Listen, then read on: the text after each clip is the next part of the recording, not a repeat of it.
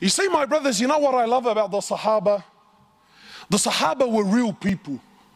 Many of us, we like to praise the Sahaba so much so, to the point where we start painting this picture like they never did anything wrong. Well, you're very wrong. Sahaba did a lot of things wrong, but that's what was beautiful about them. Because they made mistakes, then the way they dealt with their mistakes is what makes them so special and so unique. My time is short. One particular incident. After one of the battles, there was booty of war, gold, silver, swords, shields, stuff like this. So the Sahaba gathered, there's a lot of it, it's money. So they started sharing their opinions as to how they should distribute this wealth. And please don't listen to the story for the sheer entertainment of it. Live the story, brother. Try to imagine. I'm not sharing with you Walt Disney fairy tales. These are real stories of your fathers. Why? Not to entertain you, but to learn. Because you know what, my brothers, the truth is, when really push comes to shove, we don't follow the sunnah of Rasulullah sallallahu alayhi wasallam. Deep down, we're gangsters. That's what we are, man. And being a gangster doesn't necessarily mean you got tattoos and you used to sell drugs on the streets. Wallahi, I know Abu Ali's and Abu Ahmed's that are more gangsters than any youngster on the street today can ever be. Gangster with your character and your attitude. We don't follow Rasulullah. We follow people like Tony Montana in Scarface, yeah, and Tupac in Mabarif Shoo, and that's it, brother. That's the way it is, cuz. That's how it is on the streets, brother. What deen is this, man? So the Sahaba, each man gave his opinion. Then Abu Zerra gave his opinion on the matter. For those of you who don't know Abu Zerra is Arab. Yani he makes an Arab feel like he's a non-Arab. You can't be any more Arab than what Abu Zerra was. So Abu Zerra also gave his opinion. Today, mosques. I was in Canada, the brother.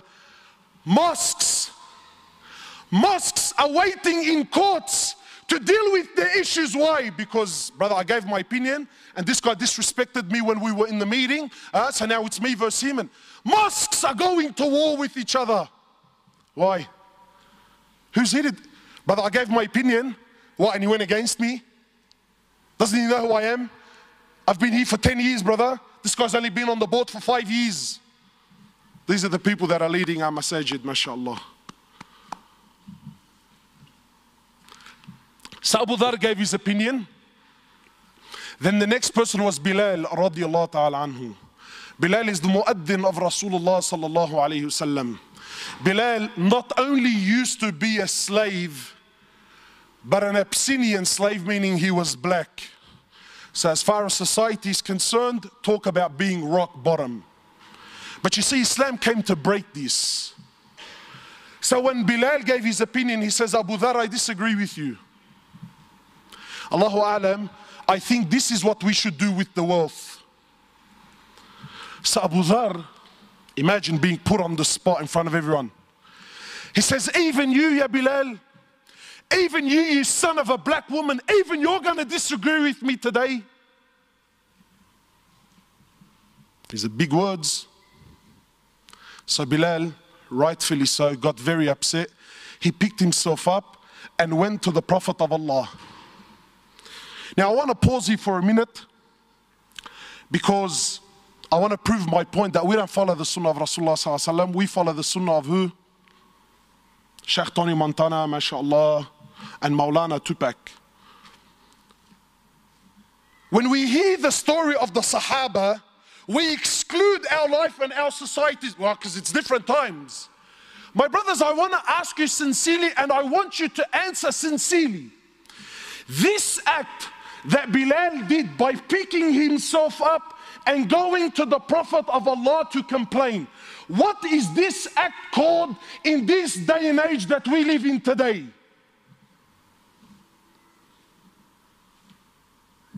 He's a snitch. True or not? Brother, we have a drama. You pick yourself up to go complain. What are you, a woman, bro? That's street language.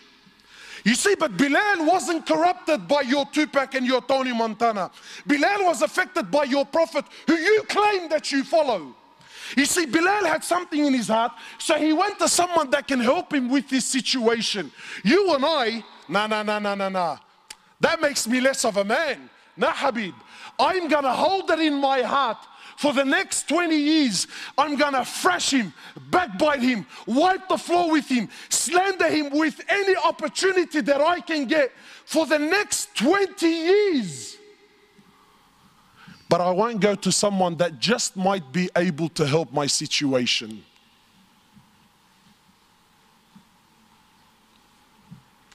So Bilal goes, he tells the Prophet of Allah. The Prophet of Allah became furious.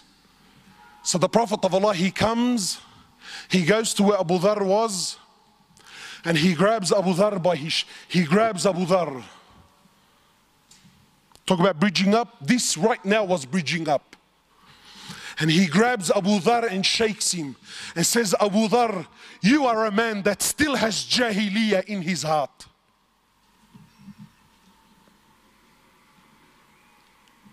So what did Abu Dharr do? That little Aqday, is that what he said? Eid al-Quran, that's not what I said. Allah, wallahi, I didn't mean it like that, bro.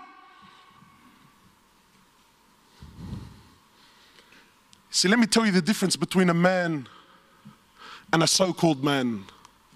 A real man is a man when he acknowledges that he really was in the wrong, he admits that he's in the wrong.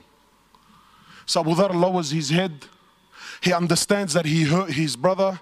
He understands he upset his prophet. So how did he deal with the situation? Did he stop praying at that masjid so that I don't see Bilal? Because that's how we deal with our issues, isn't it?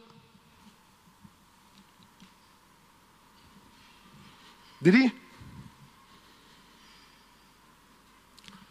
Abu Dharr radiallahu ta'ala anhu, after acknowledging that he's in the wrong, he picks himself up. He goes into the streets of Medina looking for Bilal radiallahu ta'ala anhu. Then when he sees and he finds Bilal, he goes to Bilal publicly. Leave this with me, publicly, in front of everyone. He goes to Bilal in front of everyone and gets down on the floor and says to Bilal, Ya Bilal, by Allah, I will not lift my head off the floor until you step on it with your foot. And let it be known right here, right now in Medina, which one of us today is the honored and which one of us today, Ya Bilal, is the dishonored one.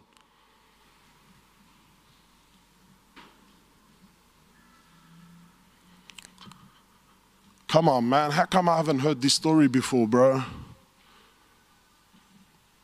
So what did Bilal do? He's vulnerable. He's on the floor. He acknowledged, I told you, bro. I told you I was in the right. What did he do? Wallahi, an opportunity that most of us would love to have with those that hurt us. You see, real forgiveness is to forgive from your heart sincerely, whether you can do something about it or you can't. You see, there are many of us who have issues and dramas with other people, and we paint on the outside that, nah, brother, wallahi, man, I forgive him for the sake of Allah.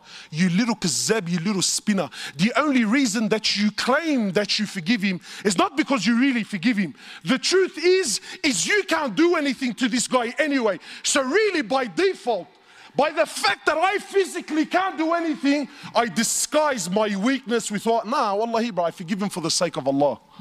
But deep down in your heart, if you got the news that a bus hit him, your heart will start to do the dabki, bro.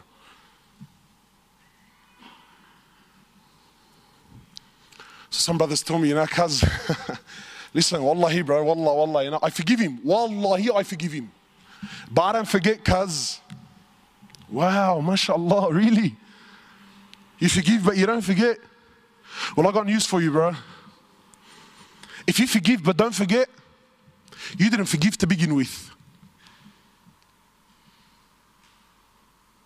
You see, this topic is not as juicy as what you first thought, eh? Why? Because it's hard on the nafs. Because this is real deen. This is real deen. So what did Bilal do? Bilal gets down on his hands and knees. He kisses Ebu Zerra on the forehead. He says, Ebu Zerra, are you serious? I forgive you for the sake of Allah. Done, finished, dusted, never to be spoken about again. Not drag it on for 10, 15 years. Not forget the fact that hours before this, they were both on the same battlefield fighting for the same Lord.